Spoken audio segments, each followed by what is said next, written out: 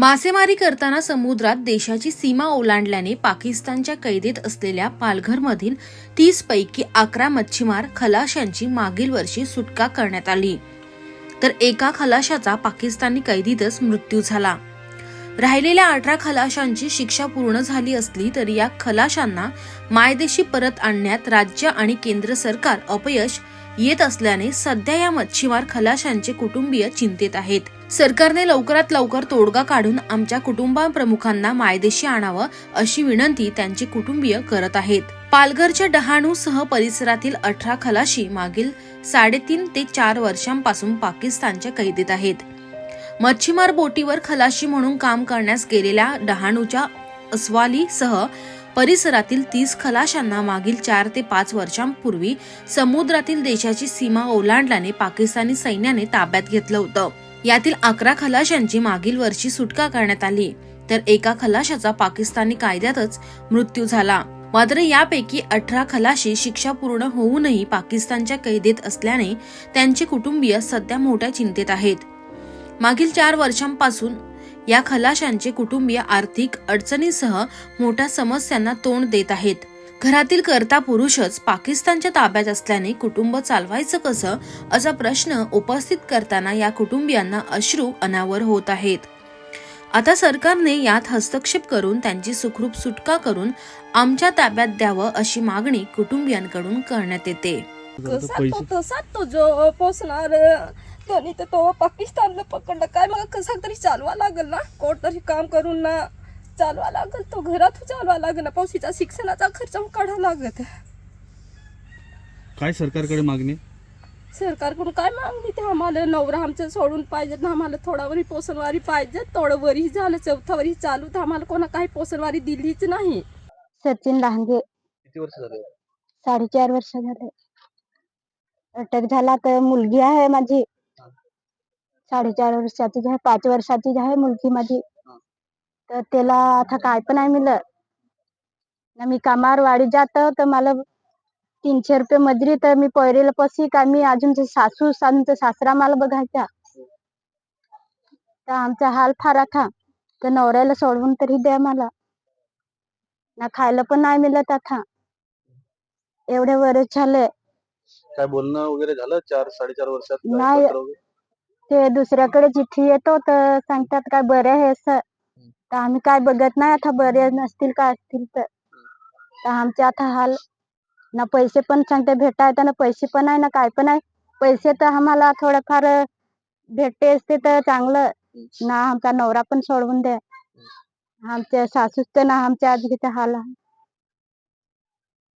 सरकार काय दुर्लक्ष करते का याच्यात? असं काय लक्ष देत नाही? सरकार लक्ष देतच नाही. सरकार लक्ष दे ना, आम्हाला सोडवून द्या आमच्या माणूस ना. मुलगी एक तर लहान आहे, ते मुलगी आम्हाला आता शाळेत जायला तर त्याला आता पोषणवारी पाहिजे ना. तर मग सरकारनेच आज पुढाकार घेतला नाही. बरीच आश्वासनं दिली, त्या खलासी यांच्या बायांना दिले. काही लोकांनी थोडंफार धान्य वाटप केलं. तहसीलदार आलेले आणि सर्कल पण आलेले, त्यांना 10-10 किलो 5-5 किलो रेशनिंग दिलेले. आणि त्यांना आश्वासन बरीच दिली का तुम्हाला दर दिवसाचे 300 रुपये दिवसाचे द्यायचे, महिन्याला 9,000 रुपये भेटतील तुम्हाला. असं सगळ्यांचे त्यांचे डॉक्युमेंट घेतले, आधार कार्ड घेतले. जो खरोखर गेलेला आहे त्या व्यक्तीचे आधार कार्ड आणि त्याचे पुरावे घेतले, कुठल्या गावचं आहे ते, आणि त्या बायांचे पण आधार कार्ड घेतले. त्यांचे खातं आहे का ते खाता नंबर घेतले. सगळे डॉक्युमेंट तलाठी ऑफिसने घेतलेले आलेले आणि स्वतः मी नेऊन दिले त्यांना, काही सर्वांचे आहे तसं. तरी पण अद्याप त्यांना 1 रुपया सुद्धा त्यांना हे नाही. सर तुमच्या अकाउंटला पैसे येतील, पण अद्याप त्यांच्या खात्यावर 1 रुपया सुद्धा सरकारने मदत नाही केली. आणि गुजरात सरकार देतंय आणि महाराष्ट्र सरकार का नाही देत असं? तर ह्याच्या सरकारने पुढाकार घेतला पाहिजे. आमदाराकडे गेलो, आमदारांनी पण तेच आश्वासन दिले का तुम्हाला पैसे भेटतील असं करून. त्यांना पण नाही भेटलं. तसेच माझा भाऊ विनोद कोलकर, तर त्या तो तिकडे पाकिस्तानच्या जेलमध्येच माहीत झाला. त्याला सुद्धा 1 रुपया सुद्धा सरकारने मदत दिली नाही. कोणी नाही आम्हाला, ते दोघी काय सोडवून खान. गेलं तर पाणी नाही कोडीत त्रास करीन ना काय करीन वाढगीन मी तर झाली.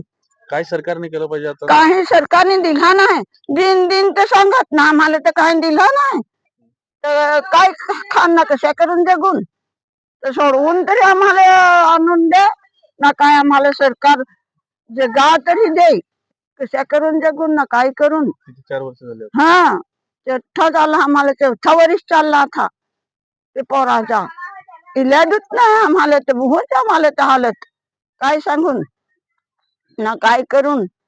अगदी रड येई मला तर जरा खान काही दोसून ना खा तर रडत जायचं ना खात जायचा काय करून.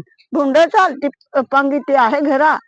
मासेमारी करताना समुद्रात देशाची सीमा लक्षात न आल्याने राज्यातील 200 पेक्षा अधिक मच्छीमार खलाशांना आतापर्यंत पाकिस्तानी कैदेत ठेवण्यात आलं आहे. शिक्षा पूर्ण होताच त्यांची सुटका करण्यात येईल अशी अपेक्षा त्यांच्या कुटुंबियांना होती. मात्र पालघरमधील 18 खलाशी अजूनही सुटकेच्या प्रतीक्षेतच आहेत. स्थानिक पातळीवर रोजगार नसल्याने डहाणू, तलासरी, विक्रमगड या भागातील अनेक आदिवासी बांधव मासेमारी बोटींवर खलाशी म्हणून कामाला जातात.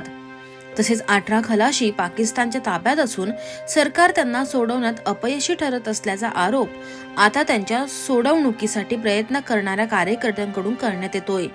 त्याचबरोबर पाकिस्तानच्या कैदेत असलेल्या मच्छीमार खलाशांच्या कुटुंबियांना गुजरात सरकार 300 रुपये रोज देत असून महाराष्ट्रात देखील या योजनेची घोषणा झाली होती.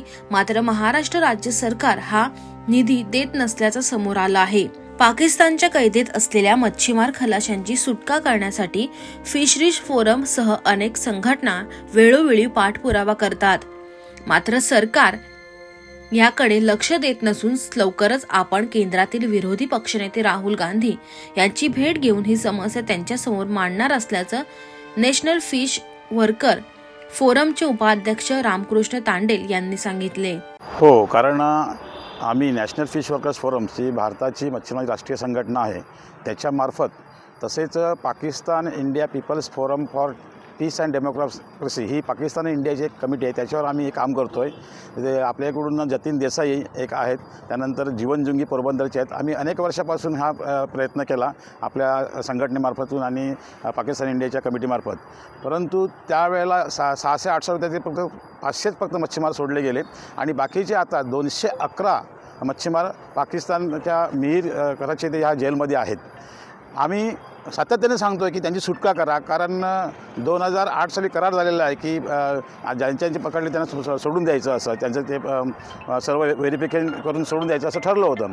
परंतु 211 जे अजून शिल्लक आहे त्याच्यामधले 5 जणांचा गेल्या वर्षी मृत्यू झालेला आहे, 3 जणांचा ह्या वर्षी त्या कारागृहामध्ये मृत्यू झालेला आहे. तेव्हा आमचे पंतप्रधानांना पण विनंती सर्व केली आहे, परराष्ट्र मंत्र्यांना केलेली आहे, सर्वांना केली, परंतु अजूनही काय होत नाही. तेव्हा आम्ही आता एक पत्र विरोधी पक्ष नेते जे राहुल गांधी आहेत काँग्रेसचे त्यांना आम्ही पत्र तयार केलं आहे की यामध्ये तुम्ही या संसद भवनमध्ये आवाज उठवा, कारण सरकार शासन काहीच करत नाही आहे. मागच्या वेळेला जेव्हा 15 जेव्हा आपले मच्छीमार महाराष्ट्रातले सोडले जेव्हा 300 रुपयाचा भत्ता मिळतो ज्या एक दिवसाचा तो दिवसाचा भत्ता मिळावा आम्ही प्रयत्न केला आपल्या महाराष्ट्र शासनाकडे, परंतु त्याच्यामध्ये त्यांनी अटी टाकल्या की लायसन असलं पाहिजे, हे असलं पाहिजे, ते असलं पाहिजे. त्या अटीमध्ये ते पूर्तता करू न शकल्यामुळे त्यांना जे पैसे मिळत नाहीत.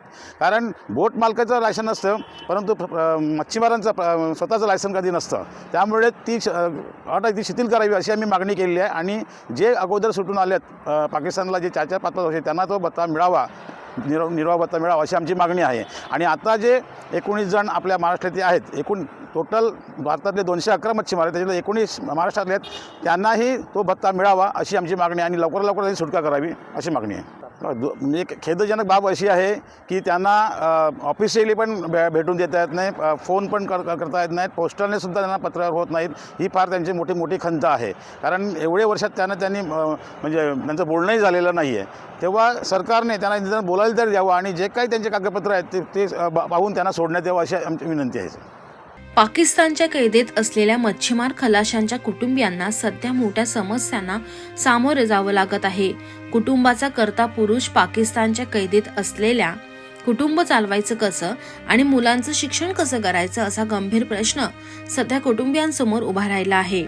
त्यामुळे राज्य आणि केंद्र सरकारने यात हस्तक्षेप करून आता या मच्छीमार खलाशांची लवकरात लवकर सुटका करावी अशी मागणी जोर धरू लागली आहे. नवराष्ट्रसाठी संतोष पाटील, पालघर.